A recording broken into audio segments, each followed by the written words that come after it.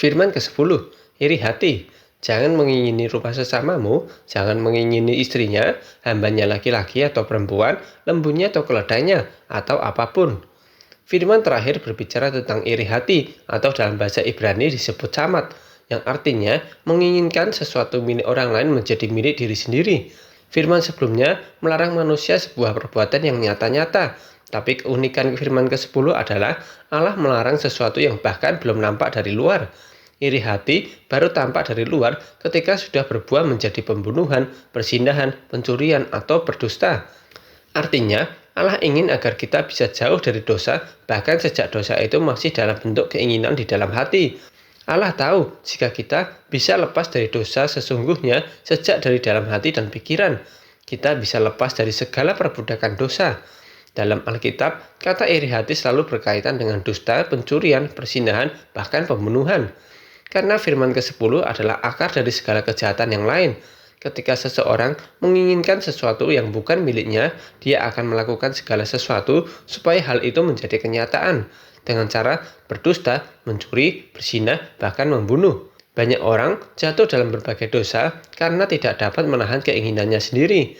Karena ingin mendapatkan jabatan, uang, atau milik orang lain dan tidak berhasil, manusia merasa bahwa dirinya lebih layak memiliki milik orang lain. Atau dengan kata lain, mengklaim bahwa dirinya lebih tinggi dari Tuhan, menganggap bahwa dirinya lebih baik dalam mengatur kehidupan daripada Allah, atau dengan kata lain lagi, menolak rencana Allah atas hidupnya.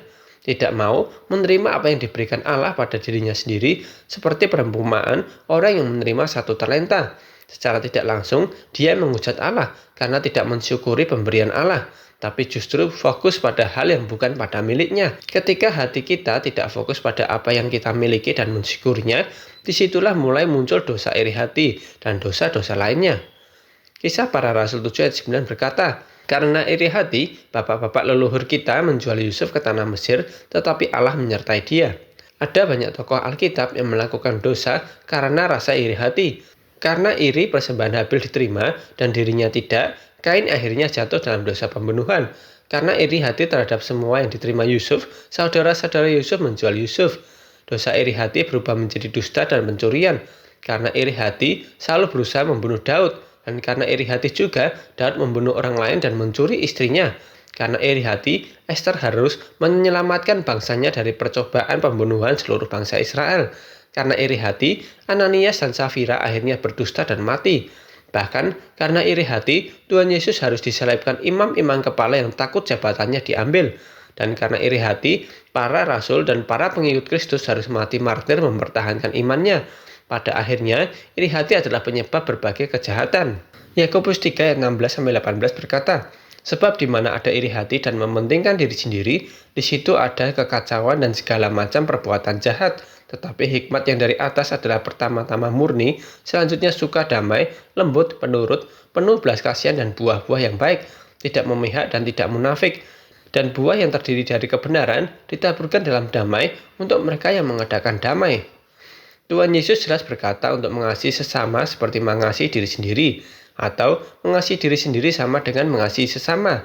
Mengasihi orang lain lebih dari diri sendiri berarti memberhalakan orang lain, sedangkan mengasihi diri sendiri lebih dari orang lain artinya egois. Kita sama sekali tidak punya hak untuk mengambil milik orang lain.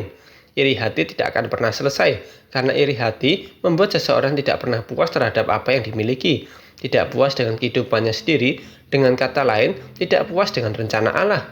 Allah berdaulat penuh atas seluruh alam semesta, termasuk setiap kehidupan manusia, sehingga ketidakpuasan dengan apa yang dimiliki sama saja tidak mengakui bahwa Allah adalah Allah yang adil, berdaulat, penuh dan berkuasa. Menganggap diri sendiri lebih layak menentukan apa yang berhak dan dimiliki dan apa yang tidak boleh orang lain miliki. Ketika kita dikuasai iri hati, kita tidak akan bisa melihat apa yang telah Tuhan berikan untuk diri kita. Apa yang telah Tuhan berikan semua menjadi sia-sia. Talenta yang bisa kita maksimalkan menjadi sia-sia karena kita tidak fokus pada kebaikan Allah bagi hidup kita, tapi fokus pada apa yang tidak Tuhan berikan di hidup kita. Karena orang yang iri hati menginginkan hasil milik orang lain, tapi tidak menginginkan usaha yang harus dilewatinya, alias malas, dan ingin hasil yang instan. Jadi, sebagai anak-anak Allah, kita seharusnya bersyukur. Bersyukur adalah lawan kata dari iri hati. Ketika seseorang bersyukur, maka dia sedang mengakui bahwa dirinya sendiri tidak berkuasa, tidak berdaulat, dan tidak berdaya, sehingga menyerahkan segala sesuatu kepada yang berdaulat, yaitu Allah. Ketika kita bersyukur, kita percaya dengan penuh bahwa ada Allah yang mengatur segala sesuatu yang secara adil dan benar, dan semua yang telah Tuhan atur, baik apa yang dimiliki atau dijalani, semuanya baik. Allah telah mengatur segala sesuatu baik apa adanya, baik bagi anak-anaknya, baik bagi semua orangnya. Jika kita sedang dalam keadaan dan situasi yang bagi manusia tidak baik, tapi melihat orang lain atau bahkan orang jahat sedang hidup dalam keadaan yang terlihat lebih baik dari kita, ketahuilah bahwa Tuhan itu tetap adil. Pengetahuan manusia memang terbatas, sehingga kita tidak bisa tahu mana yang terbaik. Serahkan segala sesuatu kepada Allah, karena Tuhan tahu yang terbaik bagi semua orang. Sedangkan tugas kita hanyalah bersyukur dalam segala hal. Artinya, walau dalam situasi baik ataupun buruk, kita tetap mampu bersyukur karena Tuhanlah yang telah mengatur segala sesuatu dan semua orang yang terbaik.